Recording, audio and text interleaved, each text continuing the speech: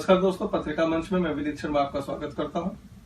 आज के कॉम्पिटिटिव दौर में हर आदमी आगे निकलना चाहता है। जो इस दौड़ में पिछड़ जाते हैं उनमें से कई लोग अपना हौसला खो देते हैं। इस हौसले को जरूरत होती है उस वक्त रिचार्ज की। सबसे पहले हिंदुस्तान में इसको समझा शिवखेड़ा ने। शिवखेड़ा की सफलता इस बात में नहीं है कि उन्होंने लोगों को नए अवसर दिए, दोबारा खड़े होने का साहस दिया। उससे ज्यादा सफलता इस बात की उन्होंने गली गली में, मोहल्लों में, शहरों में नए शिवखेड़ा पैदा कर दिए, जिनके अंदर सम्मोहन था, जिनमें प्रतिभा थी कि वो लोगों को दोबारा से जिंदगी को शुरू करने की ताकत दे सकते हैं।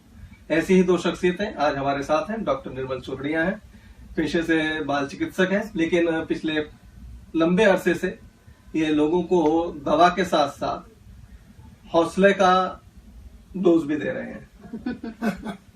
पूजा हमारे साथ है, पूजा व्यास। ये लोगों के व्यक्तित्व को निखारने में महत्वपूर्ण योगदान दे रही हैं। लोगों को एक हौसला उससे आता है कैसे हम आगे बढ़े। पूजा जी, मैं आपसे सबसे पहले एक चीज पूछना चाहूंगा। शिवखेड़ा ने एक बात कही थी, winners don't do different things, they do things differently. इसका एग्जैक्टली मीनिंग क्या है और रोजमर्रा की जिंदगी में ये कैसे अप्लाई होता है? सबसे पहले तो विनीत जी, आपने हमें ये मौका दिया राजस्थान पत्रिका की ये नई चैनल पे आने का, उसके लिए आप सभी का ढेर सारा शुक्रिया। शिवखेड़ा जी ने जो ये बात की है, आपकी बात बिल्कुल सही है। अगर आपको लाइफ में विनर बनना है तो जरूरी ये नहीं है कि आप अलग अलग काम करते रहो। आप एक ही काम को डिफरेंटली करके उसमें माहिर हासिल कर सकते हैं। जैसे हमें बहुत सारे काम करके अपने आप को एस्टेब्लिश नहीं करना है। हम चाहे तो एक काम को अलग अलग करके उसी के एक्सपर्ट बन सकते हैं। तो उस कहावत में ये कहना चाहते हैं कि winners do things differently. Doctor साहब, आप एक चीज बताइए, आप पिछले लंबे अरसे से सेमिनार्स दे रहे हैं, किस तरीके की प्रॉब्लम्स लोगों की आती हैं? कहाँ ये लगता है कि वो अब कहीं पिछड़ रहे हैं और उनको जरूरत है एक बैकअप की? देखिए विनय जी, मैं ये कहना चाहूंगा कि हम आज शायद मनुष्य जीवन के इतिहास के सबसे अच्छे काल में से गुजर रहे हैं। अच्छा काल इसलिए मैं बोल रहा हूं कि आप पिछला इतिहास देखेंगे तो मालूम पड़ेगा कि आज विज्ञान ने जो प्रगति की है, आज हमारे पास जो अपॉर्चुनिटी है विकास की, हमारे पास जो साधन और रिसोर्सेज हैं, वो आज से कुछ सालों पहले नहीं थी। उसके बावजूद भी जो सबसे बड़ा प्रॉब्लम आज जो फेस आ रहा है वो ये है कि हमारे युवाओं को बहुत बड़ा कंफ्यूजन है। उनको यह समझ में नहीं आ रहा है कि हमें क्या करना चाहिए।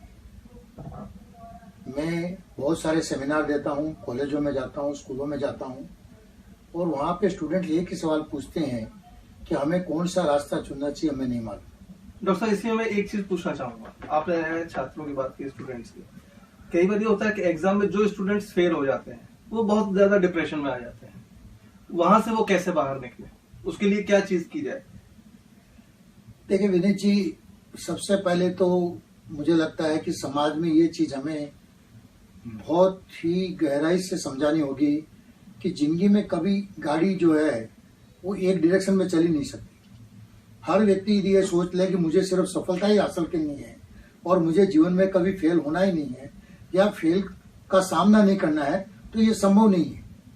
आप इतिहास के पन्ने उठा के देख लीजिए, जितने भी इतिहास के सक्सेसफुल लोग हैं उनकी जिंदगी में उनके सक्सेस से ज्यादा फेलियर्स हुए, और फेलियर्स ही आपकी सीढ़ी बनाते हैं सक्सेस के लिए। क्योंकि जो चीज फेलियर सिखाती है वो सक्सेस से नहीं सीखते आप। एक कहावत मैं सर की बात में ऐड करना चाहती हूँ जो सबके लिए बहुत काम की है।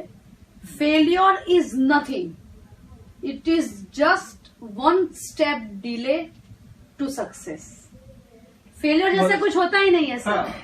आप एक स्टेप थोड़ा सा पीछे हो सक्सेस। एक स्टेप पीछे हैं या हम कुछ और नया सीख ले रहे हैं? देखिए सर, सक्सेस जैसे सर ने बताया कि सफलता जो है सीखने के रास्ते बंद कर देती है, असफलता सीखने के कई सारे रास्ते खोल देती है। और मैं तो एक बताता हूँ, किसी ने सच कहा है कि जितनी बड़ी सफलता चाहिए उतने ही आपके फेलियर्स बढ़ाइए। यस। जितने जितने आपके फेलियर्स बढ़ेंगे उतनी ही बड़ी सफलता मिलेगी, क्योंकि हर फेलियर आपको कुछ सिखा रहा है। हाँ।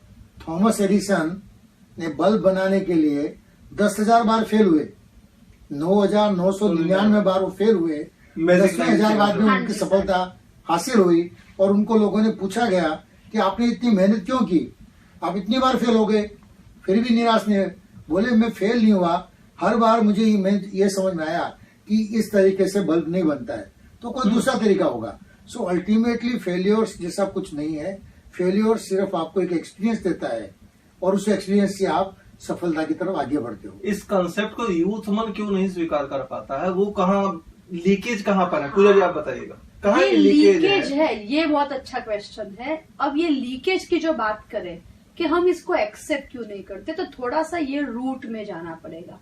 जैसे बचपन से ही हर किसी को ऐसा है कि everybody has to be successful and best.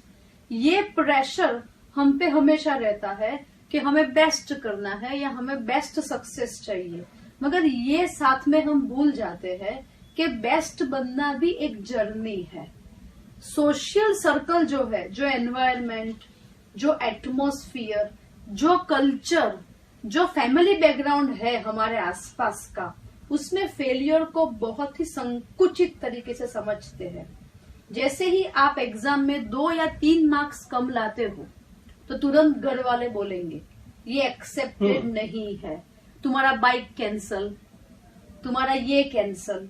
तो हमेशा फेलियर्स को हमने कभी एक्सेप्ट नहीं किया एज अ लाइफ लेसन। ये हमारी सोसाइटी की कमजोरी है। शुरुआत हमें घर से करनी है। कमजोरी से ज्यादा एक बेटर वर्ड है, ये पैटर्न बन गई है।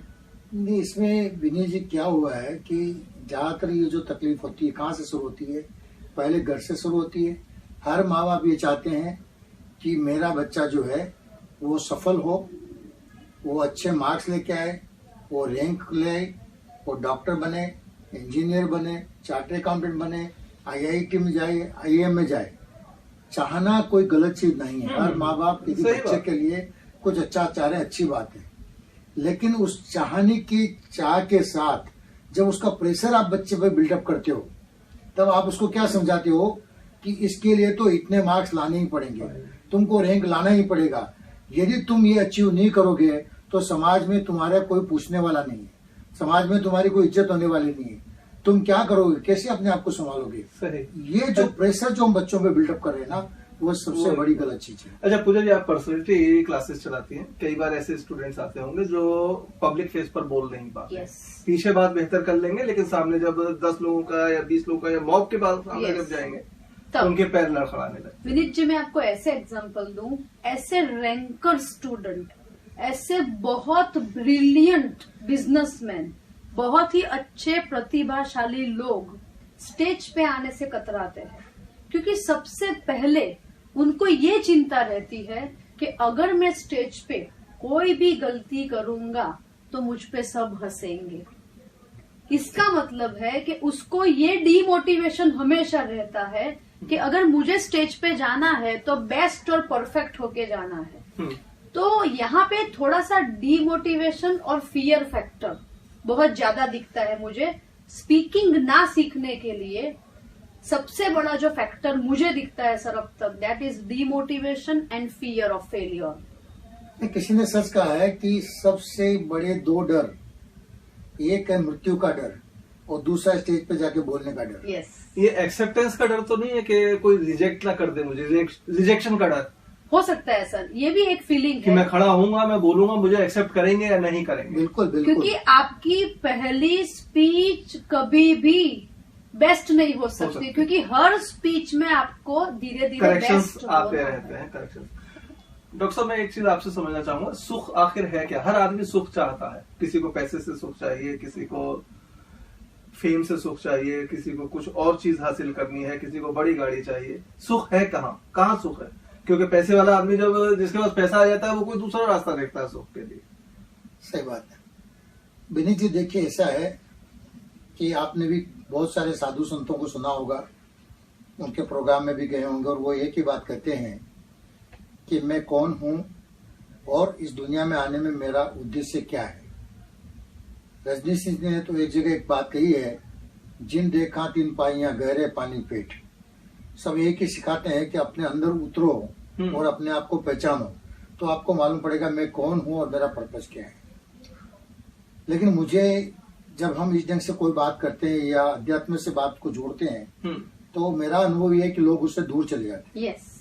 और इसलिए दूर चले जाते हैं, वो बोलते हैं कि हमारा काम नहीं है, ये साधु संतों का और आश्रम में बैठ के उनका काम है। अध्यात्म सांसारिक सुख के रास्ते नहीं खोलता। या जो हिमालय में चला गया, ये जंगल में गलत सोच है। अध्यात्म जो है सांसारिक सुख के रास्ते नहीं खोलता है। और या कोई हिमालय में चला गया, जंगल में चला गया तो वो सुखी होता है। मेरा मानना ये है कि सुखी होना हर व्यक्ति का मूलभूत लक्ष्य है। जिसने भी मनुष्य के रूप में इस प्लेनेट पे जन्म लिया है, यदि उनको हम पूछें कि आपको क्या चाहिए, तो हो सकता है कोई कहेगा मुझे बहुत पैसा चाहिए, धन कमाना है, कोई बोलेगा नाम चाहिए, इज्जत चाहिए। फिर उनको जब दूसरा सवाल पूछेंगे ये क्यों चाहिए, तो अल्टीमेटली बात वहीं पहुंचती है कि हमें सुख और शांति चाहिए। तो पर्पज एक ही है, everyone wants to be happy.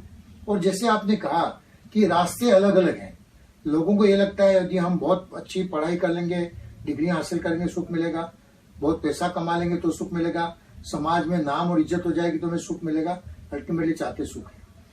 तो मैं आपको एक बहुत ही अच्छी स्टडी हुई है जो हार्वर्ड स्कूल ने की है, और ये आज तक की विश्व की सबसे बड़ी स्टडी है, यानी एक रिसर्च है जो 75 ईयर से चली आ रही है। 1938 में उन्होंने ये स्टडी शुरू की। इसका नाम था adult development program to find out the happiness. तो ये जब स्टडी शुरू की गई तो 720 लोगों को, युवाओं को इसमें एनरोल किया गया। उसमें से आधे हार्वर्ड स्कूल के ग्रेजुएट्स थे जो 18 से 20 साल की उम्र में थे, और आधे जो थे वो बोस्टन के आसपास की एरिया जहां गरीब लोगों की बस्ती थी, उसमें से उन टीनेजर्स को चुना गया था। 720 में से आज भी 60 लोग 90 साल के ऊपर के उम्र के जिंदा हैं। हर 2 साल में हार्वर्ड की रिसर्च टीम जाती, उनके साथ उनके घर पे रहती। 2 साल में उन्होंने क्या पाया, क्या खोया, कहाँ पहुंचे, वो सब उसका एनालिसिस करती। और इस ढंग से उन्होंने ये पाया कि स्टडी में जितने लोग थे, कोई गलत रास्ते पे चले गए, शराब पीने लग गए, जुआरी बन गए, कोई क्रिमिनल बन गए, और किसी ने समाज में बहुत बड़ी इज्जत हासिल की, पद हासिल किया, और इनमें से एक तो अमेरिका का प्रेसिडेंट भी बना। ये सब करने से उनको एक बात समझ में आई कि 75 ईयर्स का यदि पूरा एनालिसिस किया जाए तो सुख सिर्फ अच्छे रिश्तों से प्राप्त होता है। उन्होंने ये पाया कि पैसे से सुख नहीं मिला, एजुकेशन से सुख नहीं मिला, जिन लोगों के रिश्ते अच्छे रहे वो ज्यादा सुखी हुए। और एक बहुत अच्छी बात सामने आई कि 50 साल की उम्र में जिनके रिश्ते, पारिवारिक रिश्ते अच्छे थे, वो 80 साल के हुए तब भी उन्होंने सुख की अनुभूति रखी। दूसरा ये पाया गया कि ना वो सिर्फ सुखी रहते हैं, उनकी आयुष्य भी लंबी हुई, उनको बीमारियां कम आई, उनकी हेल्थ अच्छी हुई, उनके ब्रेन का डेवलपमेंट अच्छा हुआ। तो ये 75 साल की स्टडी ये बताती है कि यदि हम जिंदगी में अच्छे रिश्तों के साथ जिएंगे तो हमें सुख की अनुभूति और सुख की प्राप्ति होगी। अच्छा पूजा जी, एक चीज मैं आपसे पूछूंगा। आज के दौर में एक चीज देखने को मिलती है कि जितने भी समृद्ध परिवार हैं उसमें महिलाएं सेवा के क्षेत्र में जाती हैं और कहती हैं कि सेवा से सुख मिलता है, लेकिन उसमें भी कहीं ना कहीं नाम की आकांक्षा छिपी रहती है। तो क्या उससे सुख वाकई मिलता है, या नाम की इच्छा रखकर की गई सेवा या किया गया कोई काम वाकई जो डीप एसेंस है सुख का वो दे पाता है? डीप एसेंस, जैसे सर ने बोला, आप कोई भी काम करो, नेम, फेम, मनी, किसी को बहुत सारे कॉन्टेक्ट चाहिए, मगर इन सब में अगर आप सर्च मोड ऑन कर दो कि इसके थ्रू भी आप ढूंढ क्या रहे हैं, तो जवाब वापस वही आएगा, हैप्पीनेस। जैसे अगर किसी महिला को पूरा भारत जानता है और इस बात से भी वो महिला को क्या मिल रही है, हैप्पीनेस, और वही रीजन बनता है उस महिला के लिए पूरे भारत में काम करने का और सुख ढूंढने का। तो सबसे पहले मैं यहाँ एक बात पे आपका अटेंशन ड्रॉ करना चाहती हूँ, happiness is a state of mind. Exactly. ये कोई चीज नहीं है जिसको आप हासिल कर सकते हो, ये एक फीलिंग है। जैसे प्यार फील करते हैं हम, ऐसे हैप्पीनेस फील करनी पड़ती है, और ये स्टेट ऑफ माइंड है, और ये आता है काफी बार मोटिवेटेड रहने से।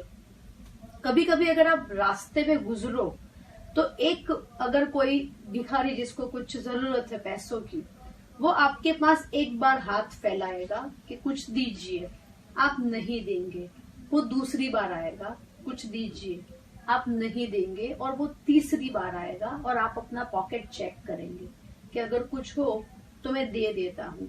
तो यहाँ पे देने वाले का तीसरा स्टेप है, मगर मांगने वाले के एफर्ट्स अगर आप चेक करो तो ये सेल्फ मोटिवेशन है। तो ये हैप्पीनेस का जो रास्ता है सर, ये सेल्फ से आता है। और हैप्पीनेस के लिए स्ट्रेट अगर मैं आपको कोई रेमेडी दूं, तो आप जो कर रहे हो उसमें अगर आप खुश हो, that is straight way of happiness. बहुत कुछ करने की जरूरत नहीं है सर, क्योंकि so many things does not make anything. Doctor साहब, क्या सेवा, इन्हीं की बात, इनसे आगे आपके ऊपर आता हूँ, क्या सेवा से वाकई सुख मिल जाता है? देखिए, यदि सेवा निस्वार्थ हो तो सुख मिलेगा। क्या सेवा निस्वार्थ है आज के दौर में? जरूर हो सकती है, जरूर हो सकती है। मैं आपको अपनी बात बताता हूँ। मैं एक डॉक्टर हूँ। मेरा स्वार्थ क्या है कि मेरी रोजी रोटी है, वो मेरा प्रोफेशन है। मैं फीस चार्ज करता हूँ पेशेंट से, उससे मेरा घर चलता है, मेरा परिवार चलता है, वो मेरा एक जरूरी अंग है। लेकिन पेशेंट के साथ में मेरा वो स्वार्थ नहीं है कि इस पेशेंट से मैं इतना पैसा ले लूं या इससे ज्यादा पैसा ले लूं। मेरा काम तो इतना ही है, फिर भी मैं अनरीजनेबल उससे चार्ज करूं, या क्योंकि पेशेंट को मालूम नहीं है कि मैं उसके साथ क्या कर रहा हूं, मैं गलत तरीके से चार्ज करूं, तो वो मेरा स्वार्थ ही नहीं है, एक गलत स्वार्थ। समझा मेरी बात? यदि मेरा पहला स्वार्थ ये है कि मेरे यहाँ आने वाला हर पेशेंट ठीक होके जाए, वो मेरा निस्वार्थ काम है। ठीक है, मैं अपना चार्ज जो करना है मैं कर रहा हूं, लेकिन मेरा स्वार्थ ये होना चाहिए कि वो अच्छा हो जाए। जिस चीज के लिए वो आया है वो मैं पूरा 100% ऑनेस्ट ईमानदारी से दूं। अच्छा, मैं एक चीज दोनों से पूछूंगा, सुख देने का, सुख का जो रास्ता है उसमें मोटिवेटर की भूमिका कितनी है? सबसे बड़ी है, सबसे बड़ी। क्योंकि मोटिवेशन वो पावर है सर, ये एक ऐसी फीलिंग है, जैसे आपने बलून की कहानी सुनी होगी कि छोटा सा बच्चा पूछता है कि बलून कौन से रंग का सबसे ऊपर जाएगा, तो वो बलून वाला उसको जवाब देता है कि बलून को ऊपर रंग नहीं ले जाता, उसके अंदर का ऑक्सीजन ले जाता है, पावर ले जाता है, गैस ले जाता है। तो इंसान को डटे रहने के लिए, सफलता तक तो सबको जाना है डॉक्टर साहब, मगर डटे रहने के लिए आपके अंदर होना चाहिए सेल्फ मोटिवेशन। डॉक्टर साहब, आप इस बात को एक लाइन में कैसे कहेंगे, क्या कैसे एक्सप्लेन करेंगे मोटिवेटर की भूमिका? मैं एक ही लाइन में एक्सप्लेन करूंगा। मोटिवेशन आपको मोटिवेट करेगा प्रोग्रेस के लिए, और प्रोग्रेस आपको सुख देगा। परफेक्ट। स्टेगनेंट कहीं भी रहेंगे तो सुख आज जो है वो कल कम लगेगा आपको। यदि आप ग्रो करते रहेंगे, प्रोग्रेस करते रहेंगे, तो निरंतर सुख का अनुभव करते रहेंगे। तो सर, मैं आपसे एक चीज जानना चाहूंगा, जब आदमी डिमोटिवेट होता है तो फ्रस्ट्रेशन में चला जाता है, फ्रस्ट्रेशन से बाहर निकलने का तरीका क्या है? देखिए, सबसे पहले तो अंदर से इस बात को स्वीकार करना होगा कि हाँ, मैं अभी डिमोटिवेटेड फील कर रहा हूँ, फ्रस्ट्रेशन में भी हूँ, निराश भी हो रहा हूँ, और इसके पीछे जो भी कारण है उसको मालूम भी है क्या कारण है। किसी प्रोजेक्ट में निष्फल हुआ है या फेल हुआ है, या जो पाना चाहता था वो नहीं मिला, या हो सकता है जो मिला है उसको समाज एक्सेप्ट नहीं कर रहा है, परिवार वाले एक्सेप्ट नहीं कर रहे हैं। वो उसको कहते हैं, अरे तूने क्या पाया, तेरे से तो दूसरे को देख, वो कितना आगे बढ़ गए, तो पीछे रह गया। तो होता क्या है कि जाने अनजाने हमारे ही लोग हमें डिमोटिवेट कर देते हैं। और आदमी क्या करता है, वो अपनों से अप्रिसिएशन चाहता है, अपनों से अपनी प्रशंसा सुनना चाहता है, अपनों से वो चाहता है कि मेरे माँ बाप तो मुझे कहे कि नहीं बेटा तुम हमारे बच्चे हो, तुम बहुत अच्छे हो, हमें तेरे में विश्वास है। तो जब डिमोटिवेट आदमी फील करता है या फ्रस्ट्रेशन फील करता है, तो उससे बाहर निकलने का तरीका दो होता है। एक तो आसपास में जो उसके नजदीक के लोग हैं, उनका ये कर्तव्य बनता है कि उसको बाहर निकालने की कोशिश करें। और वो कैसे बाहर निकालेंगे कि उसको ये बताया जाए कि तुम आज जहाँ भी पहुंचे हो वो तो देखो तुम कहाँ आ गए। लेकिन इसमें एक चीज मैं पूछूंगा कि ये जो भारतीय परिस्थितियां हैं हम लोगों की, हाँ जी, उसमें आदमी मोटिवेटर के पास जाना या साइकोलॉजिस्ट के पास जाना वो एक बड़ी गंभीर समस्या समझता है कि ये तो दैट मीन्स कोई एबनॉर्मलिटी है जो लोगों के सामने नहीं आनी चाहिए। पूजा जी, उसमें आप क्या कहेंगे? बात ये नहीं है कि आप डिमोटिवेटेड हो तो आपको किसी को ढूंढना है। मैं आपके माध्यम से यहाँ पे 2 इजी रास्ते बताती हूँ।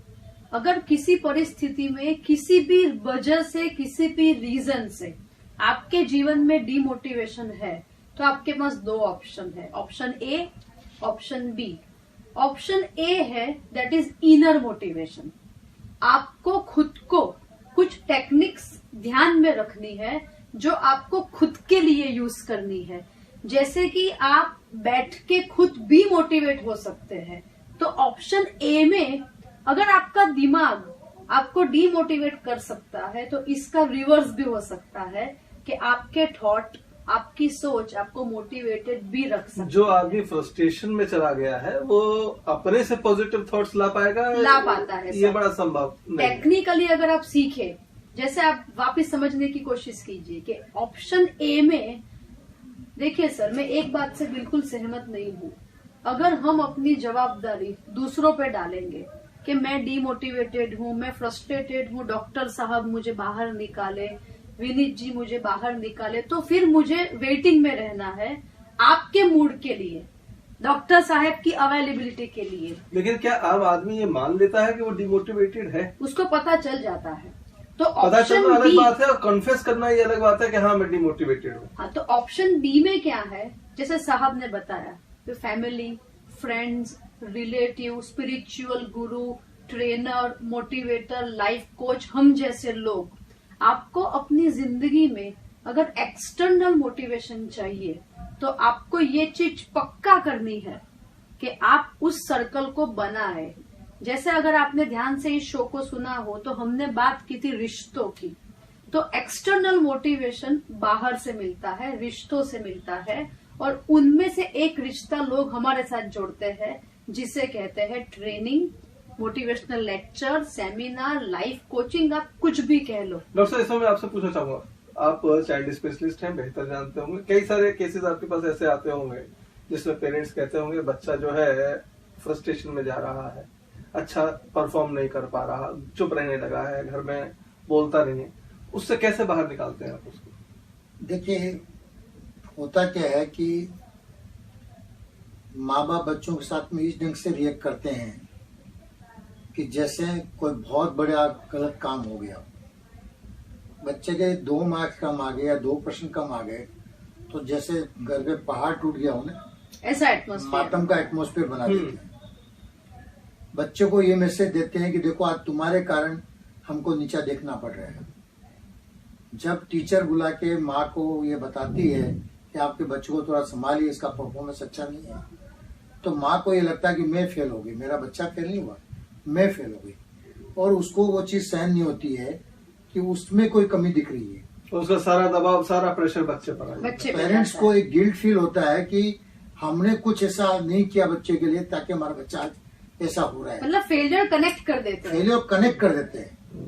और ये होता है कि जब बच्चे को जिस ढंग से वो रिएक्ट करते हैं तो बच्चों को ये लगता है कि हमारे माँ बाप हमें प्यार नहीं करते, उनके लिए हम बिल्कुल बेकार हैं, यानी दे डोंट लव अस।